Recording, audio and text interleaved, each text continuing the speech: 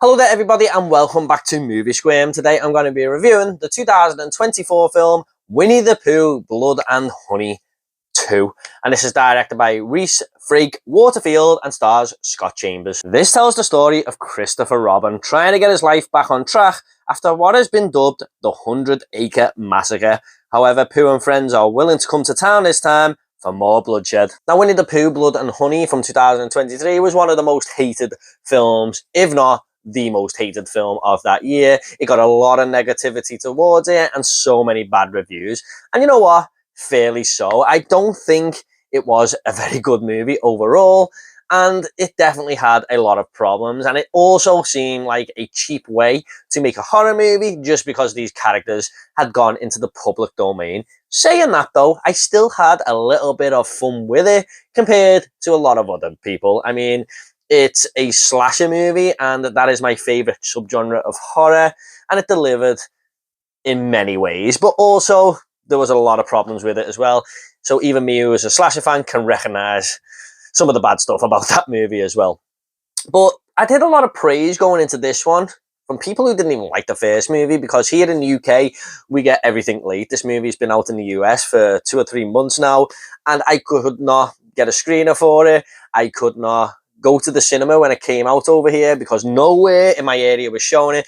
But as soon as it came to digital, I definitely wanted to give it a go, and I was quite looking forward to it. And you can tell the production value of this film is definitely a vast improvement on the first movie. That first film was made for not very much. I think it was $100,000 or £100,000, whatever it is. And it made quite a bit on that original budget. So they've put all the money into this movie, and you can definitely tell the difference from the mask design, where, let's be honest, in the first movie, they look like toys or masks from a toy store. They look very cheap looking and stuff, and it was just guys walking around in suits, really. But here, they feel like actual villains, actual sort of animals, if you like. They don't feel like men in suits for the most part here. And also, the visual style of it, I mean, it's not anything quirky or unique, but just looking at the movie, it looks better overall. Why wouldn't it? And also, the acting across the board here is a lot better. The guy who plays Christopher Robin in this movie, Scott Chambers, was a massive step up from the original actor in the first film. And I was surprised how much focus was on his character in this one. In the first movie, we hardly got anything, and then the rest of the runtime was just slash, slash, slash, kill, kill, kill. But here, there's a focus. There's a storyline where he's trying to move on with his life, and lots of people are beating him down because they think he is the killer, you know, because these Winnie the Pooh and friends characters have never been found. So a lot of people blame him from the deaths from the 100-Acre Wood Massacre. And he's really struggling in his town that he lives in, basically. So you kind of latch onto him a little bit there. However, the majority of this film is still lots and lots of gore. I mean, there are so many kills in this movie, guys. I lost count. There's a way more than your average slasher film. But what I liked most about it was some of the creativity there. For example, the opening scene in this film was one that really took me aback. There is a scene involving a bear trap, and it just made me stand up and realize that this movie is going for it. It's a very mean-spirited film where no empathy or emotion is shown from the killers to any of the characters that they go after. I mean, these characters are there to be killed in the most horrible ways you can imagine. But what I liked about this movie regarding the villains as well is that we have a couple of more characters brought into the mix. So if you remember the first film, we just had Winnie the Pooh and Piglet in these kind of bland masks, but here we've got a new addition. Mainly the one who drew more focus to me was Owl. Now, he is a really seriously evil villain in this movie, and he can also fly, which gives him a massive advantage when he's picking off humans and stuff, and it does show it in this film as well. But every time he was on screen, that was the best part of the movie for me. He's just tearing people inside out, ripping them to shreds, and he is just a really evil villain, basically, put it that way. And he was a welcome addition, and he was probably the best character in the entire film, I thought. We also get Tigger a bit later on in this film, but there was a bit of conflict there because I thought he looked very, very similar to Winnie the Pooh, except that he had a tail. So I think they could have improved Tigger a little bit there. I was also very surprised that we actually get a bit of backstory regarding the villains as well. There is an explanation in this film as to why they are in the forest doing what they are doing, why they became these beings, and why they look like what they look like, and what has sort of made them be evil and stuff. And I thought that was something surprising, and I didn't actually see it coming. And even though it doesn't fully land there, it was a welcome addition. And I really like that they tried something here in the writing department. It didn't feel like a cheap gimmick movie like the first one. It actually felt like there was some thought process going into this, and, you know, a little bit more heart.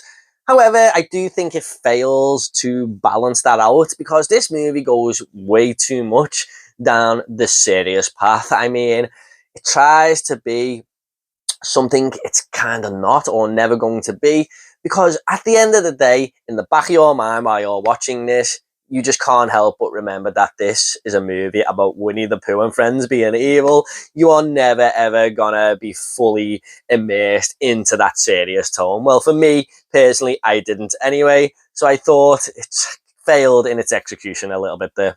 There's also one big, long exposition dump right sandwiched in the middle of the movie here, and it definitely slows the pacing down. It tries to expand it across the runtime, but I don't think it does a very good job of it. I mean, it's kind of giving you little snippets here, and then one big bang in the middle, which, again, they're trying to bring a bit of story and a bit of background and stuff, but I wish they would have spread it out a little bit better across the runtime, because it just felt a little bit cringy, getting this massive explanation from one of the characters in the middle of the movie. You know, I think it could have been done a little bit better there. It's as if the earth itself was allowing this horror to rise up. Also, I know I said I enjoyed a lot of the kills in this movie, and I did. There are some very creative ones. But as the film goes on, it does feel like it's going for the body count more than the creativity. James from the channel Dead Meat is going to have a task on his hands when he does this video, because there is just kill, kill, kill, kill, kill every few seconds in the third act there. But it kind of loses its novelty. Like I said, it's quantity over quality, and that was a little bit of a disappointment. I think it was just trying too hard to say, look how hardcore we are, being this horrible slasher movie, when, you know, I just think they should have thought about that a little bit and, you know, built up a bit of tension in between scenes. There's also, unfortunately, some CGI blood in this film, sometimes. Now, I say sometimes because some of the kills here are definitely practical, but the odd time I was just like, oh, CGI blood. I'm not a fan of that. Well, ever, really. Also, guys, this might be a little bit of a mini spoiler, so if you don't want to know, I would turn the video off now, but I do say mini spoiler because I don't think this is going to ruin your experience or anything. In fact, if you hear it, it might make you actually want to watch the movie more if you didn't like the first film. But that first movie is actually a movie within a movie now. So in one scene in this film, there is a kid who's into horror movies, and he's watching the very first Winnie the Pooh Blood and Honey film. Now, the reason for that, and I'll try and explain this as best as possible, is that that first movie is a retelling of the actual 100 Acre Wood massacre that happened in this universe, in this movie, before this film came out.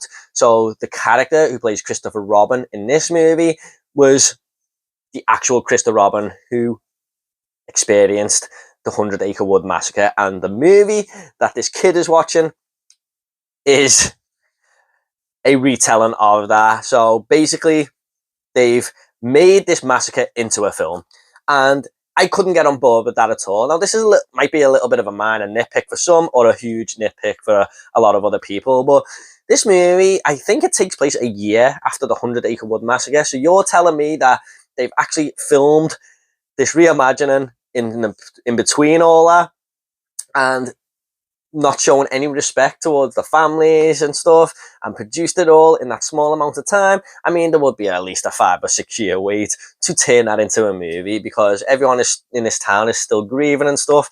I just couldn't get on board with that. I mean, it felt like a little bit of lazy writing, just to say we're discarding that first film and this is our remake of that, basically, because we have more budget now. However, guys, despite some of the problems with this movie, I definitely had a better time with this film compared to the first one. I just appreciated a little bit more story going in there, because that's something I need in my movies, no matter what type of film it is.